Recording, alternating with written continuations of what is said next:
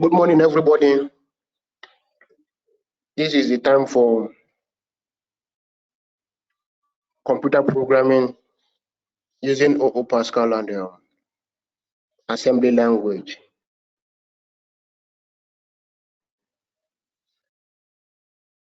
Because we have a lot of things to cover.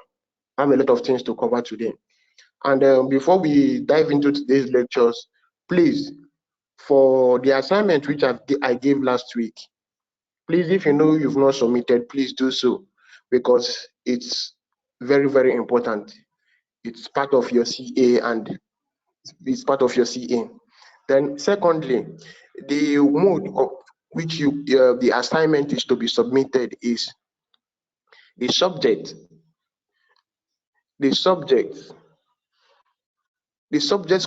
column when sending the email should be the course title.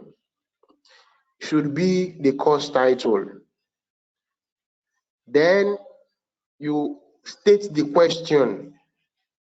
Come down, then you state the question, then you start answering. Please, I repeat again, the subject should be the course title, preferably the course title. Then you state the question, then before you start answering the question, you state the question, then you answer them. Because the reason for this, so that it will be easier when I begin to sort everything out. Okay, thank you very much. So last week we started with assembly language, and we understand that assembly language, that we have three levels of programming language. We have three levels of programming language. We have high-level programming language, or the way it is being ranked. We have low-level programming language. Then we have assembly language. Then we have high-level programming language. Or if you want to do it, just say it's the other way around. You say you have the high-level programming language, then the assembly language, then the low-level programming language. Then, since we are focusing now majorly on assembly language, understand that the assembly language is one step ahead of your low-level programming language. Your low-level programming language is made up of binaries, ones and zeros. So as a programmer, you understand it will be very difficult for you as a programmer to begin to write your code in ones and zeros. So that is the reason assembly language and majorly high-level programming language was being introduced. And high-level programming language, from the inception, since 30 years back, it has keep getting better. So for your assembly language, we said that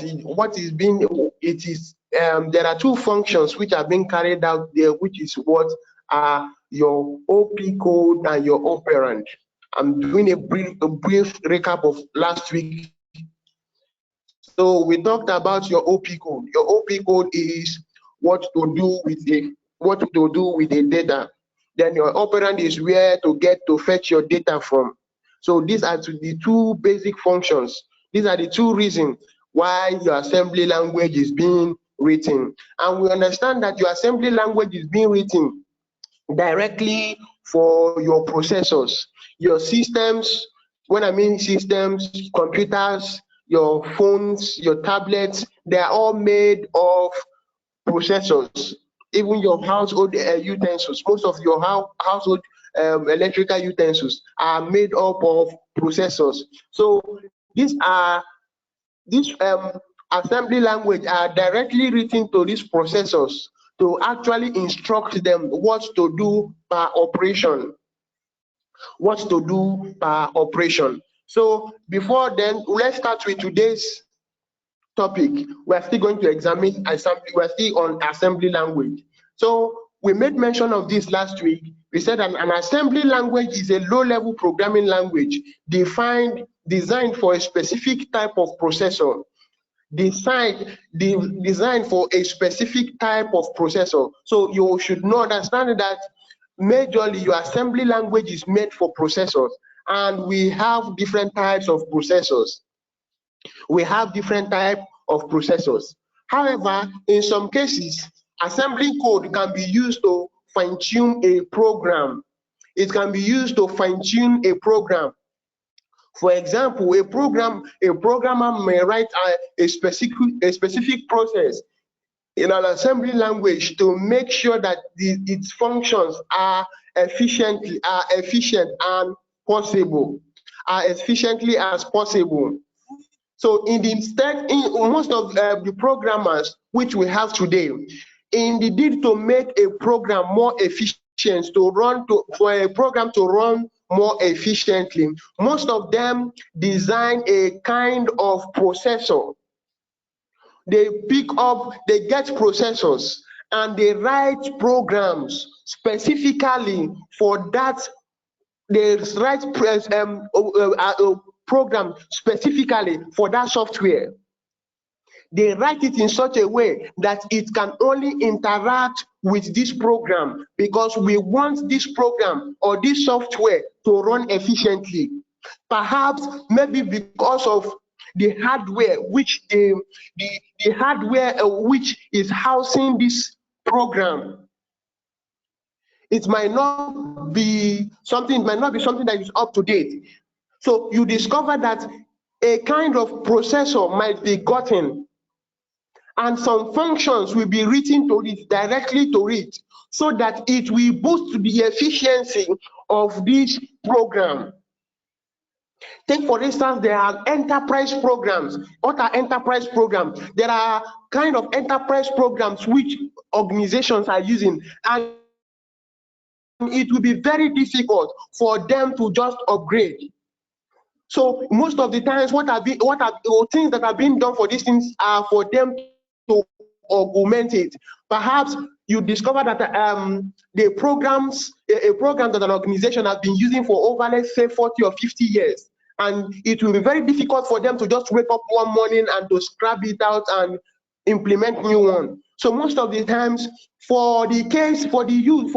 because of how important this program already is, something that is already familiar, that is the data that is already containing the data of many transactions. So they begin to augment it in such a way that microprocessors or processors are being gotten, and functions are being written directly to it using assembly language to augment these enterprise softwares. Okay, so please, these are things that we have to take note of. What are assembly language used for? Today, assembly language is used primarily for hardware manipulation. They are used for hardware manipulation, just like I said earlier. They are used for hardware manipulation. Access to specialized processor instruction. Access to specialized processor instruction, or to address critical performance issue. Please take note of these 4 things. These are what assembly language are used for. Number 1, they are used for primarily to direct hardware manipulation.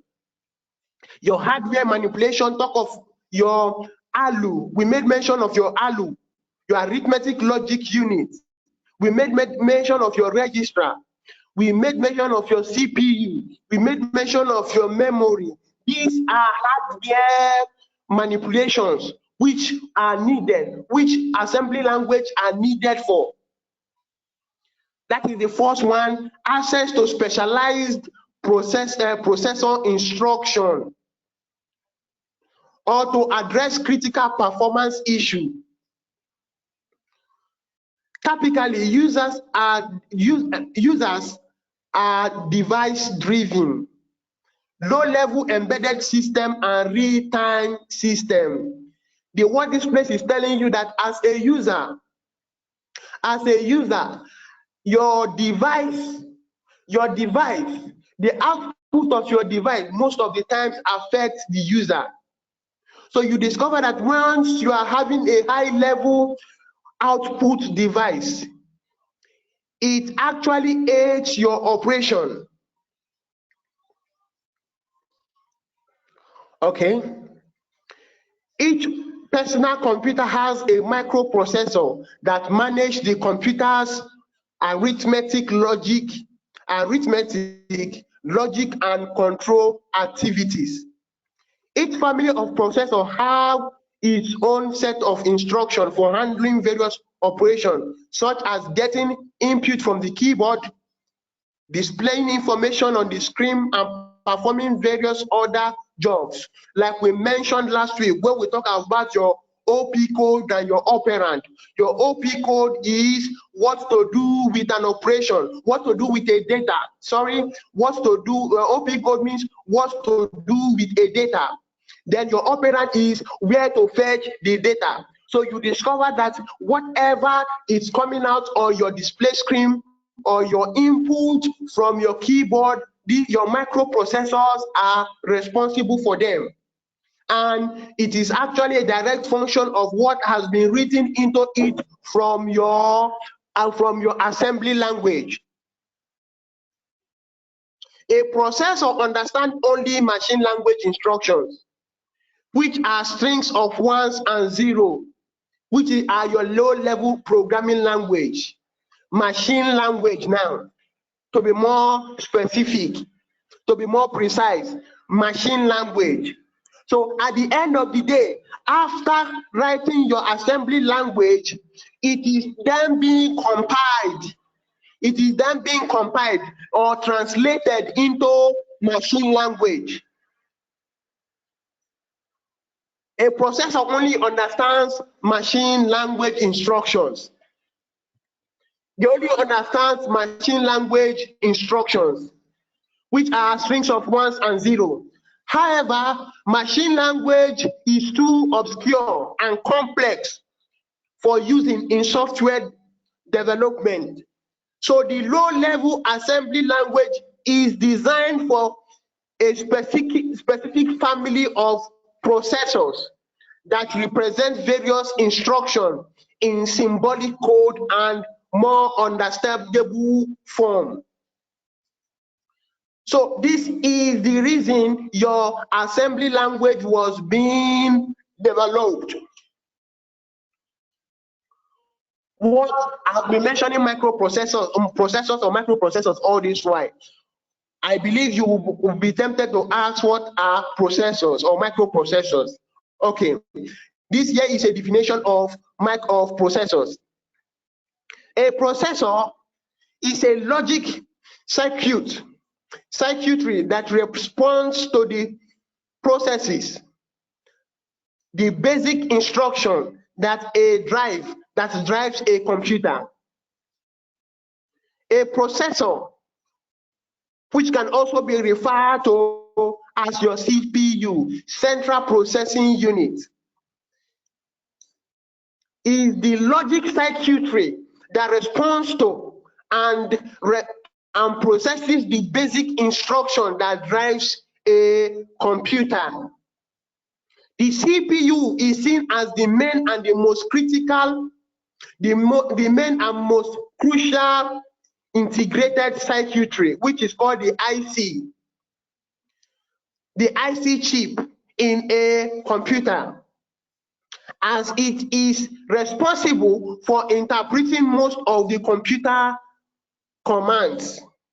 CPUs will perform most basic arithmetic, logic, input and output operation, as well as allocate commands for the chips and components running in the computer. The term processor is used interchangeably with the central processing unit. It is used interchangeably with the central processing unit. Although, strictly speaking, The CPU is not the only processor in a computer. I made mention of this last week that we have diverse kinds of processor in your computer. So your CPU is a type of processor which is in your computer. So another type of processor is what we call the graphic processing unit, which is called the GPU. The GPU is the most notable example, but the hard drive and other devices within a computer also perform some processing independently. Nevertheless, the term processor is generally used to understand the mean CPU.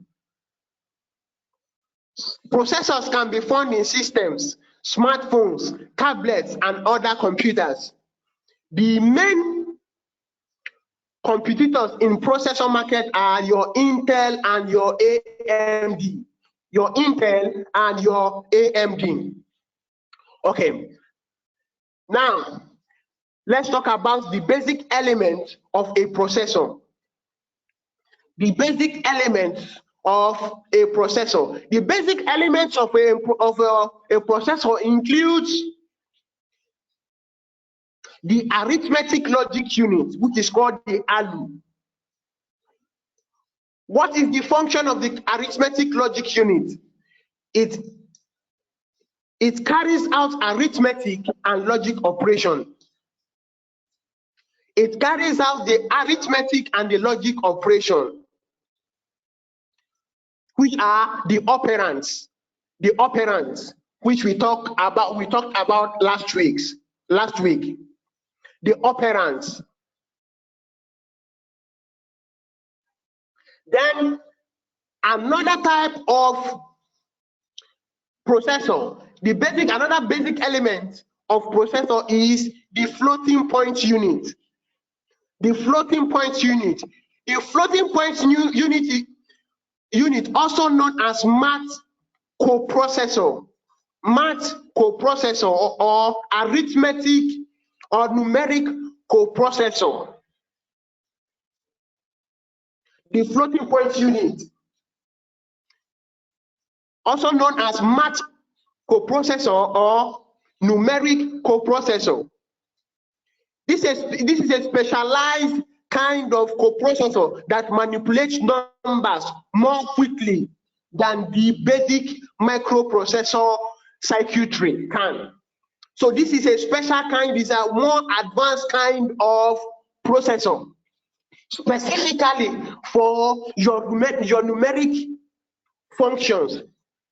These are made specifically for numeric functions. Remember, we talked about there are different kind of processor meant for different kind of specific functions or specific instructions. Then you have your register, which holds instruction and other data. Your register holds instruction and other data.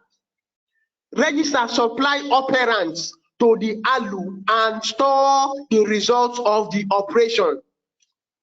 Register supplies operands to the ALU and store the results of the operation. Remember your operands. Your operand is what to do with a function, what to do with a data. So this is actually the function of your registrar. Then we have the L1 and the L2 cache memory. The L1 and the L2 cache memory. Their inclusion in the CPU saves time compared to having to get data from random access memory. Understand that your cache are small, very minute, temporarily holding storage systems. They are very small and very, very fast. So instead of keeping all your information at the time of operation, at the time of operation, understand that it will take a longer time if the registrar have to go to the random access unit, to the random access memory at every point of operation, at every iteration to get to get operands, to get the data which are needed for a function. It will take a longer time. So L1 and L2 cache was actually was implemented to hold information, data that are needed during operation to save time. They were actually implemented, they were actually developed so that at the time of operation, all the information, all the data that are needed to perform a particular operation will be stored there, will be kept there temporarily. That is, this temporarily means at the time of this operation.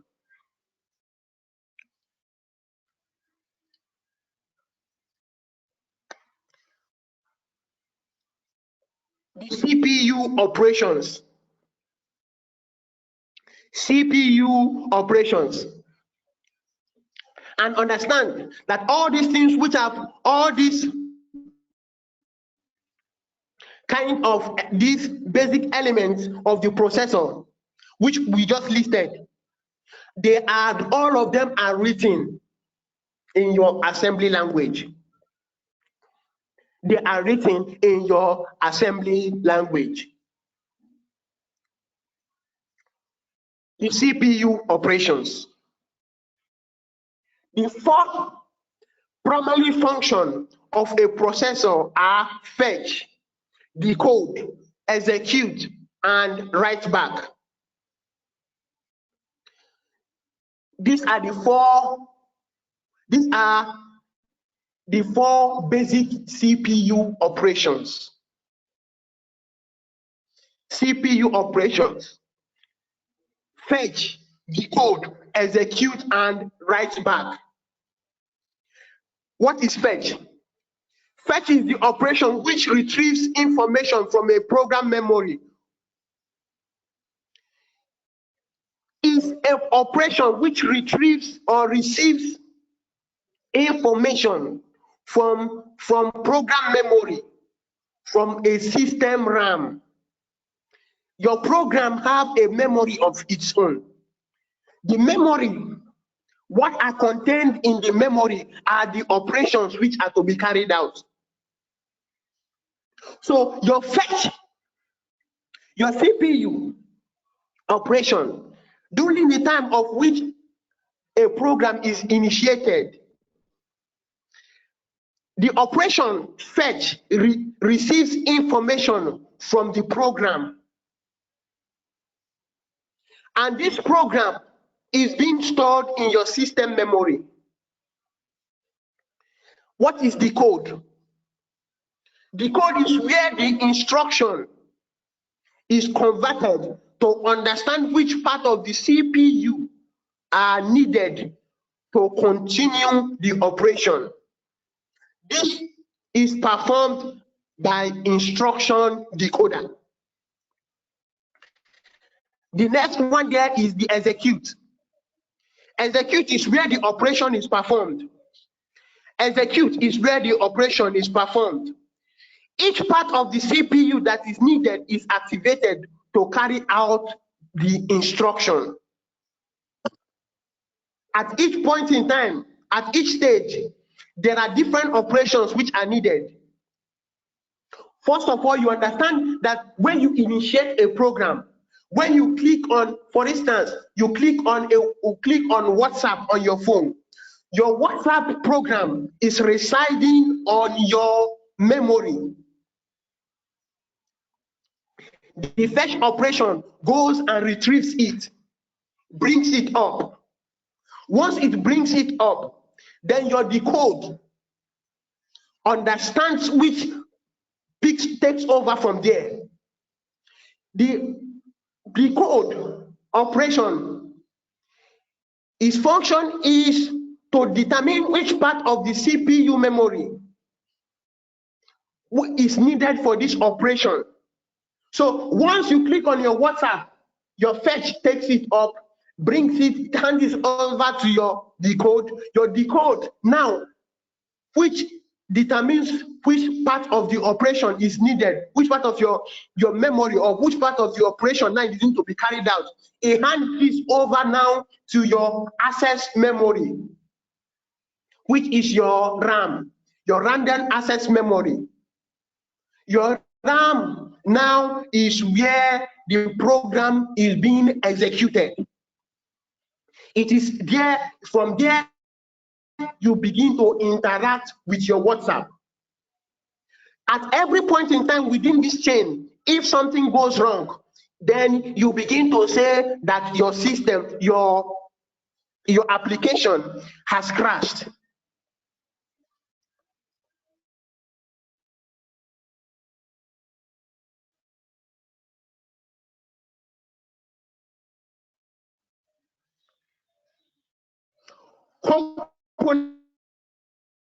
Components and how the component of CPU and how it works.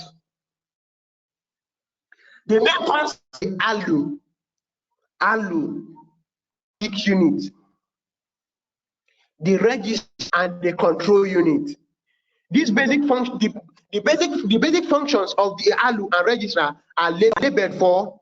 They are the one that, number one, understand that your ALU, this is where the computation is carried out, and the registrar is where it is actually stored. Okay.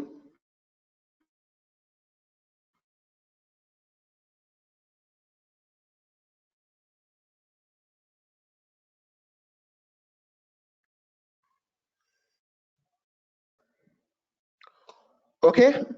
Processor in a personal computer or embedded in small devices is called are often called microprocessor. The term means that the processor's elements are contained in a single IC. Are contained in a single IC chip. Single IC chip.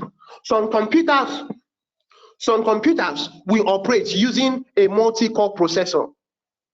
A chip containing more than one CPU, that is what is called a multi-core processor.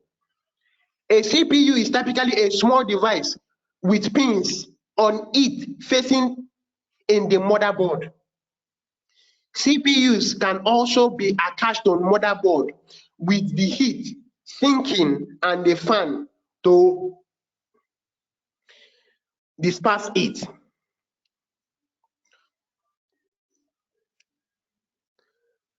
Types of processors. Most processors today are multi-core, which means that the IC contains two or more processors for enhanced performance. So the more IC you have, the more processor you have, then the speed at which each operation is being carried out.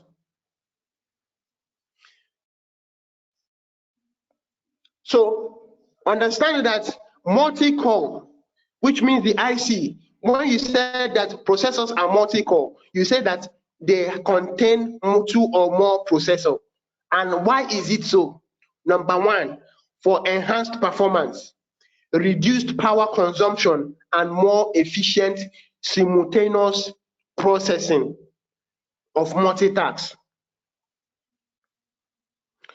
Multi-processing, perhaps, maybe, I don't know what I feel, maybe before the end of this whole course, maybe we're going to talk about parallel processing. There you understand the whole thing in full. Then what are the advantages?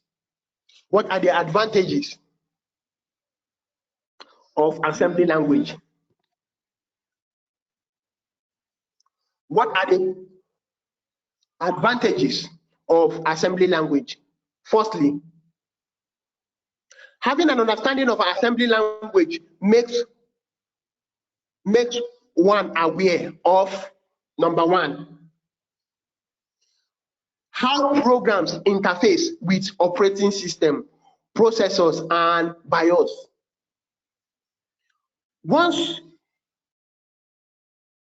If you fully understand your assembly language, it gives you the leverage to understand how your program interacts with your operating system, your processor, and your BIOS. Your BIOS means your basic input-output system. Your basic input-output system. This is where most of your configuration is being made. For different computers, there are ways to boot to your BIOS. That is that. Then, secondly, having an understanding of your assembly language gives you the advantage to understand how data is represented in your memory and other external devices. Secondly, how the processor access and execute information. I listed it before when we are talking about how your operations are being carried out in the diverse operations of your processors. How instructions access process data. How a program access external devices. Other advantage of using assembly language or understanding assembly language are it requires less memory and execution time. It requires hardware-specific complex jobs. It allows hardware-specific complex job in an easier way. Hardware-specific complex job, it makes it easier. It is suitable for time-crucial job. When you have something to deliver and time is of the essence, if you fully understand your assembly language, it is easier for you to go to the market, get processors or microprocessors, and you write it directly to them and implement it in your hardware. It's that is one of the advantage, sweetness of it. It is more suitable for writing interrupt service routine and other memory resident programs. Okay. The basic features of CPU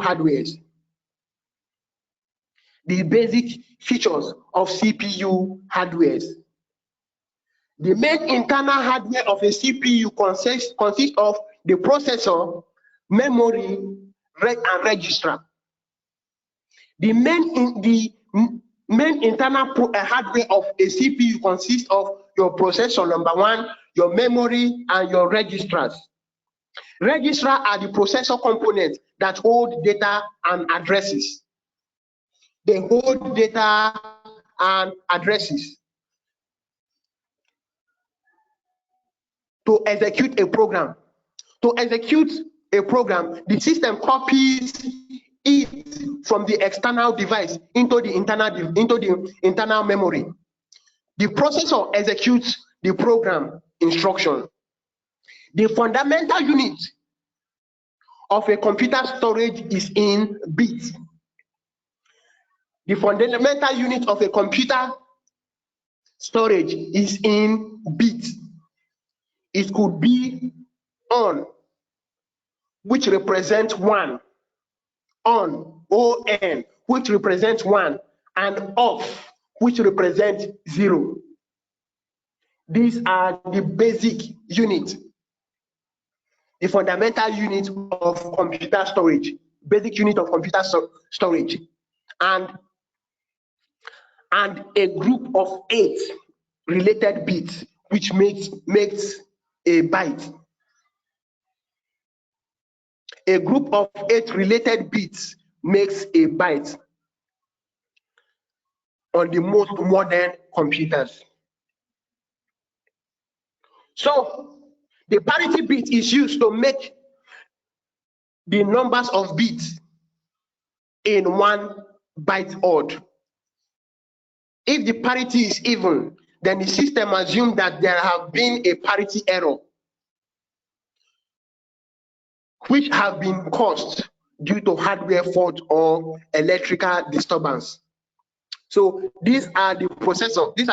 This processor supports the following data size, which is your word is 2 bits, 2 bytes, 2 bytes data item. Then your double word is your 4 byte data item. Your quad word is 8 byte data item. Your paragraph is a 16 byte. Then you have your kilobyte and your megabyte. Okay, this is where we'll call it a day.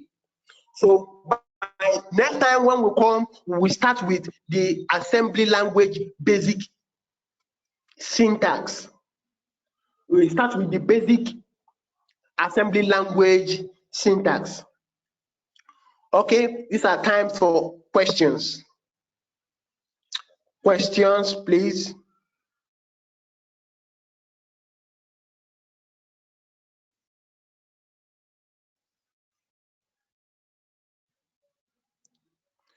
This time for questions.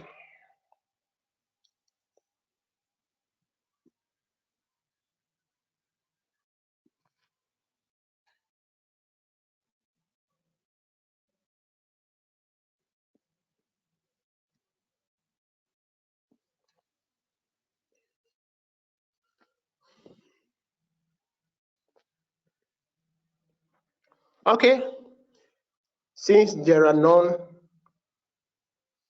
please, I am appealing to everybody who is present. Hello. Hello. Good morning. Good morning. Sir. Yes, please. Good How morning. possible is it for us to get the manual, the handout, because so that we can read in advance? Okay. There's no problem. What the nature of, because of the nature of this class, I'm actually making it in such a way that at the end of the whole class, everybody is going to get the material. You understand? So I'm doing it in such a way that it will be very easier for even if there is no word in the lecture, you understand it. So it may actually take me time, but please exercise patience with me. I'm trying as much as possible to simplify them. Please. Hello, sir. Hello, sir. Okay, thank you very much. Okay, but I assure everybody is going to get it. Okay. Hello, sir. If you can hear me, sir. My question goes like this. I am. My question goes to you, sir. As in. Okay.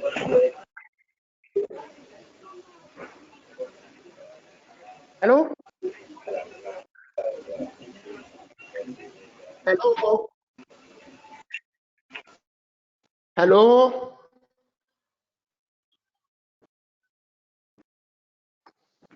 Hello, I'm with you. Can you see? Are you still there? Hello. Good morning, sir. Okay. Good morning.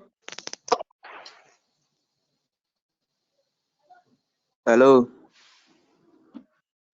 I am with you. Ask. I am with you, please. I am with you. Okay, I want to ask that is there an application that someone can use for programming, or is there a particular application? That's what I want to ask, sir. Okay, do you mean for your assembly language? Yes. Hello. Yeah, your assembly language. Yes, just as you have your, what is it called? You have different kind of programming language, your Python and the rest of them, which comes in form of a program. Is where you have an interface, an IDE, a development environment where you type in your code the same way you have it for your assembly language. Okay. Okay. Thank you, sir. Okay. Please, somebody wanted to ask a question, but we are out of our time already. Please take down this assignment. Please take down this assignment. Okay. The first assignment here is what is imperative programming?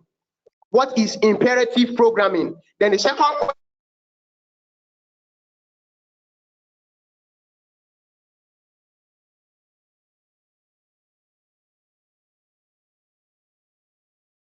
Please, Mr. Chukuma, unmute yourself. You've been muted, please.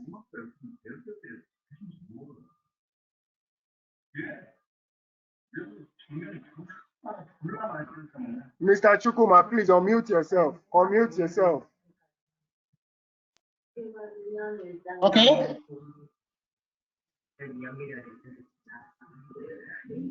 The question Go ahead, is, we can hear you. what is imperative? Okay, the question is, what is imperative programming? Your assignment, what is imperative programming? Then the second one is, what is procedural programming? What is imperative programming? Then the second one is, what is procedural programming? Please, in case you didn't get the assignment, get across to me on my WhatsApp or my email. The email still remains sharonchris29@gmail.com. Thank you very much for your time. Have a lovely day ahead.